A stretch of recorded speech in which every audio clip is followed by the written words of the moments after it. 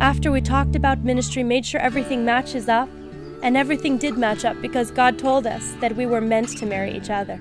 Then we just talked to my parents, and he talked to his mom, and we scheduled the wedding. I give myself to you as my only love in life, to love you, honor you. Comment pourrait-on définir l'amour? Eh bien, tout le monde peut avoir sa définition désirée de l'amour, mais lorsque vous demandez à Kelly Joy Wanyoni, une américaine vivant dans une zone rurale du Kenya, elle vous dira que l'amour signifie sacrifice. And I took all of my volunteer activities with church and gave them to someone else. I sold my car. I ended my contract with my apartment. I sold my piano.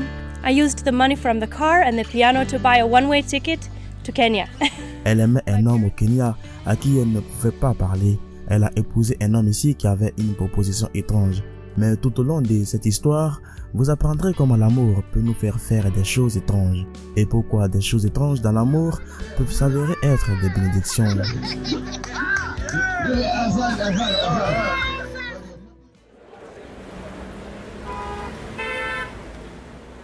Chaque année, plus de 4 millions d'Africains tentent d'immigrer aux États-Unis, mais seulement 200 000 y parviennent. Mais que se passe-t-il si je vous dis qu'il y a des Américains qui quittent littéralement leur paradisiaque pays pour venir en Afrique? Qu'est-ce qui peut vous faire quitter un pays dans lequel tout le monde souhaite vivre pour simplement aller vivre dans un certain pays africain? Bien sûr, ce n'est sûrement pas de l'argent, mais ça peut être à cause de l'amour. In my heart, I was hurting because I was falling in love with Albert because God told me he was my husband, so I allowed myself to have feelings for him. Oui, l'amour peut nous faire quitter les États-Unis et nous emmener jusqu'en Afrique, dans les zones les plus reculées pour être précis. Et si vous pensez que c'est exagéré, laissez-moi vous présenter l'incroyable histoire de Kenny Joy Wanyoni. My name is Carrie Joy Wanyoni. Joy est née aux États-Unis et elle a été élevée dans une famille chrétienne. Il lui a fallu seulement 8 ans pour connaître son rôle dans la vie. Elle avait une vision qui lui montrait qu'elle servirait en tant que missionnaire au Kenya et qu'elle serait agriculteuse. Quelques décennies plus tard, la voici au Kenya et nous voici en train de My lui dream parler. as a kid was to be a missionary and a farmer, but I didn't know I could do both. And here I am in Bungoma, Kenya, doing both of them now.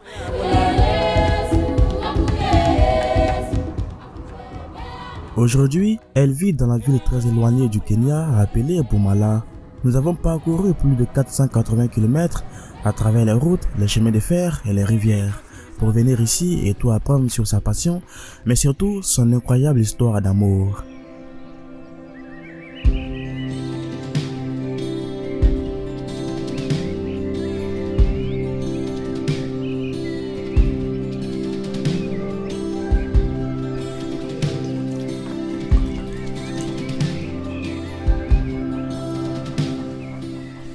Lorsque nous sommes allés leur rendre visite, nous avons été chaleureusement accueillis par Albert Wanyoni, le mari de Kelly Joy Wanyoni. Il est automobiliste. Les deux belles âmes vivent dans ces villages très éloignés avec leurs enfants, leur premier enfant Zachariah et leur dernière fille. À notre arrivée ce matin-là, Joy s'est réveillée et a préparé le petit déjeuner. Tout le monde a été servi, y compris ses enfants qui passent toujours leur matinée ici pour prendre un bon thé mélangé à du lait, un petit déjeuner typique pour la plupart des Kenyans. My wife is Carrie.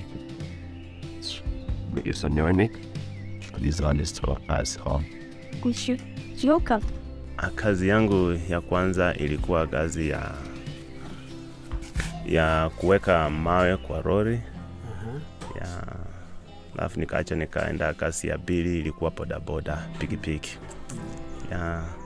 Tout a commencé par un appel à tout laisser derrière soi et à se rendre au Kenya. En octobre 2017, Joy a brisé sa vie pour de bon. C'était une jeune femme instruite qui avait un emploi, une voiture et un appartement aux États-Unis, prête à vivre sa vie de rêve comme n'importe quel autre jeune dévoué. Mais sa vie avait une destination différente. Elle n'allait pas vivre aux États-Unis, mais au Kenya. Elle le savait déjà, mais avait choisi de prendre son temps et de s'y préparer jusqu'à ce que Dieu lui ordonne de tout laisser derrière elle et de venir dans ce magnifique pays. Elle a hésité mais a finalement cédé, puis a vendu tout ce qu'elle avait pour prendre le billet aller simple pour venir au Kenya. I'd been having several visions and words from God about coming to Africa, coming to Kenya, and he moved and spoke to me and told me that now is the time, that I didn't need to wait for a convenient time or a perfect time. He was calling me to come to Kenya just then.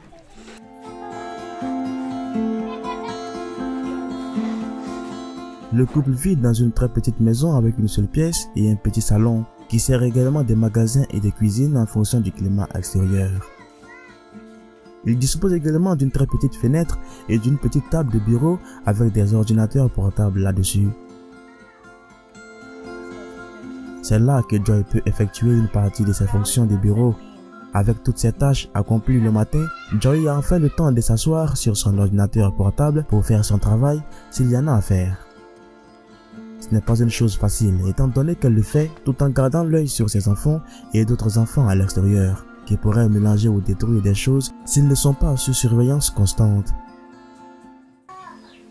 So I was planting some ground nuts and beans. Maintenant, elle a décidé de nous montrer quelques photos qu'elle a dans son ordinateur portable avec son mari. Celles-ci ont été prises car le couple adorait leur temps passé ensemble avant le mariage et puis après le mariage. C'était un moment de profonde nostalgie. And he couldn't speak English. He just greeted us in Bukusu. And he told us that he'd been praying for us along with the rest of the team. And as he was speaking and talking about how God was speaking to him, God spoke to my heart. He said, "That man is your husband. And that's why you didn't get married back home." He said, "This one's your husband." So I was a little bit excited that God told me who my husband was. But I didn't say anything because to me I believe that God made the man to pursue the woman. So I waited and I didn't say anything. I said, if I heard right, if this man is really meant to be my husband, he will make a move for me. So I waited. For 3 months I waited and he didn't speak to me. If I walked into a room where he was and I said, "Let me get to know this man who's supposed to be my husband," I would go to the room and he would run away. As soon as I got in the room, he would run away. I thought, this guy Albert, he doesn't like me. He's running away from me for a reason. So I asked his brother one day, I said, "Does your brother not like me? Did I do something to offend your brother?" And then after that, Albert and I started talking, but he didn't know English. God gave me a vision and he showed me that Albert was married to me. He showed me that without speaking any language, our hearts understood the other one's heart. I prayed when I got up that morning and I said, "God, if this vision you've given me is of you, I understand that we know each other, that we understand the heart of the other person, and thank you. But please allow one of us to learn the language of the other one. Because if we're to have children, if we're to run a household, we have to communicate somehow." So that day, the same day, I didn't know Albert was also praying at home for some time to be able to talk to me. God told Albert, "Speak English with Carrie." And he gave him the understanding of English. So he had small, kidogo understanding of English. So he came to the compound that I was staying in with the ministry, and he just greeted me in English. He said, "How are you?" Which I had never heard him say one word in English. I was very excited. I said, "I'm fine." You know, we say "I'm good" back home, but here people say "I'm De son fine." côté, Albert était en train de souffrir. Il aimait clairement cette femme, mais n'avait absolument aucune idée de la façon dont il présenterait son idée, étant donné que les deux étaient élevés dans des cultures différentes et avaient des langues aussi différentes. Mais étant lui-même un homme en mission, Albert n'a pas accepté d'abandonner. Il a décidé de se lancer. Il lui a apporté un jour des fleurs comme cadeau, accompagné d'un petit tour en ville, qui a d'abord servi à aider Joy à le connaître, même si l'homme avait une idée derrière la tête. Hiyo La siku ya première kwanza fois que je kwangu l'ai nilikuwa vue, na je suis riati. tombé directement amoureux d'elle, mais j'ai gardé mes sentiments pour moi. Alors que nous parlions et que nous nous rencontrions plusieurs fois de suite, mes sentiments pour elle ont augmenté et c'est à ce moment-là que j'ai pris la décision de lui dire ce que je ressens, même si ça a été très difficile. J'ai décidé de lui montrer que je l'aime, alors je suis sorti chercher des fleurs. Je les ai apportées et je les lui ai données, mais je n'ai dit absolument aucun mot, étant donné que j'avais des problèmes avec l'anglais. C'était là la première fois que je lui ai parlé et mon premier mot que je lui ai adressé était « je t'aime ». Je l'ai dit en Kiswahili, pas en anglais. Elle m'a demandé de le répéter et j'ai eu très peur de tout gâcher.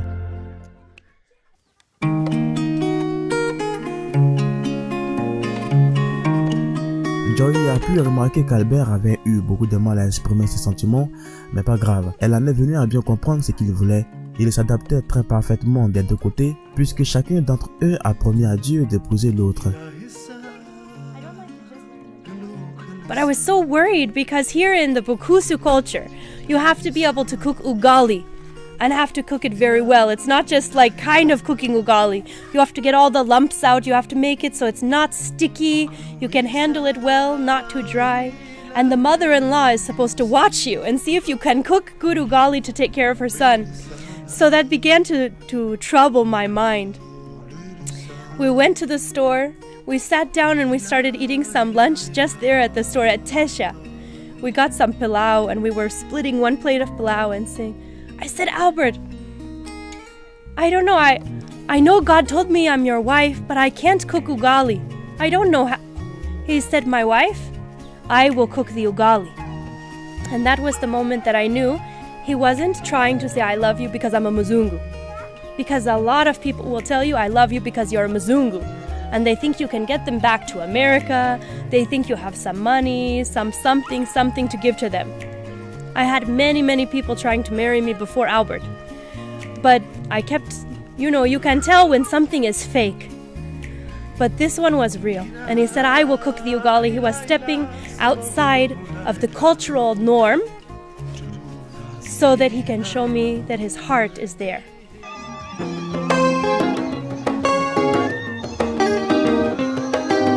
Sans attendre, les deux ont décidé de se marier et Joy a présenté son idée à ses parents qui s'inquiétaient d'abord de la façon dont ils communiqueront, mais ils ont finalement donné leur feu vert pour le mariage. Il a été arrangé à la hâte, sans attendre, et quelques 20 personnes ont été invitées, mais environ 400 personnes de tout le village s'y sont rendues.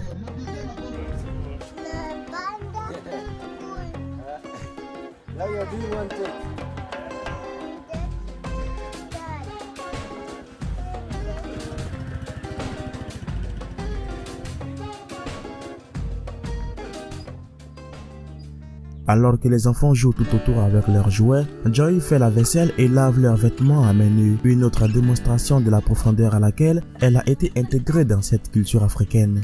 Le couple a également un petit bétail de poules qui selon eux les aidera à lever du capital pour améliorer leur vie. Ils prévoient de s'engager avec plus de personnes et d'établir des installations scolaires et des formations dédiées aux jeunes. Marriage is wonderful. Especially when you're married to the right person, there are so many blessings. There's a lot of, your heart is content, but marriage is not without its difficulties. And Albert and I have had a lot of difficulties as we go through life. There were times that I've almost died from sickness, and he's had to come in and be there. He's had to help do things around the house that he doesn't usually do because of the sickness that I had. I had malaria very bad, 2,800 count. And I was almost dead. The doctors had to help bring me back to life. And I was pregnant at the time, so thanks to God, I'm alive, and my son Zachariah, my firstborn, is alive because I was pregnant with him at the time. It was just a complete miracle story. I mean, I could talk for a long time on that one, but I won't. There's times when we don't have anything, and so we can't give. But there's times that God provides miraculously so that we can give. And even if we don't have anything but one meal, we'll always share what we have. And I know it's hard to believe that a Mzungu, a white person living here in Kenya, can be without extra money. And God always provides. But we've had times where we got down and everything in the house, we had like one meal of potatoes left. So I was splitting those potatoes and making meals for the kids and not eating. And praying, God, bring money in. Bring something so we can support this family. And you know that creates stress in a relationship too when you have nothing. But thankfully we both trust God. We both prayed together, and instead of arguing against each other, we believe God is going to come through. So we'll eat what we have, we'll share what we have, and every time, even if I don't speak the words to someone, God always brings in something and provides at the last minute. Sometimes we have everything we need, And sometimes we've had almost nothing, but at that time, God has always proven himself faithful. He's a faithful God. He's Jehovah Jireh, our provider.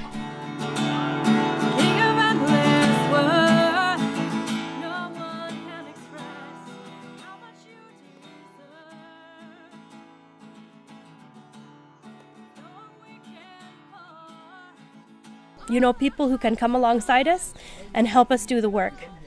People who can donate their time, their effort, or if their heart is in that place to help to get programs running, to help get projects running that can help fund this. So we have some people that help from the U.S. already, mostly from my mom's ministry. But eventually, the vision that Albert and I have, we will have a boys' home officially, not just be helping one and one and one. We'll have a boys' home. We'll have a school. We'll have a chapel that the boys can worship at morning and night. We'll have the worship team practicing all the time together. We also want to have many helps programs to assist people in getting seeds, like widows and people who don't have as much money, to get some seed, to get djembes, to get fertilizer. Because around here, people will plant their fields, but they won't fertilize their fields. And they'll end up with cobs of maize that are this small. And then they can't feed their families and they don't have money.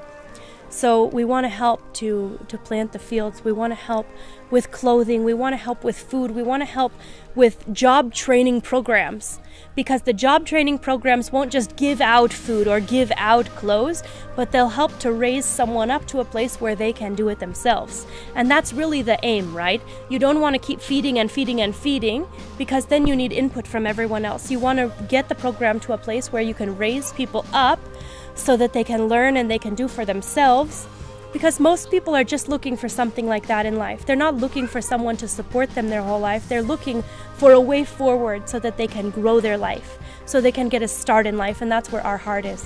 We want to help people like that, but mostly we want to reach people with Jesus Christ. And Jesus says they'll know that you're Christians by your love.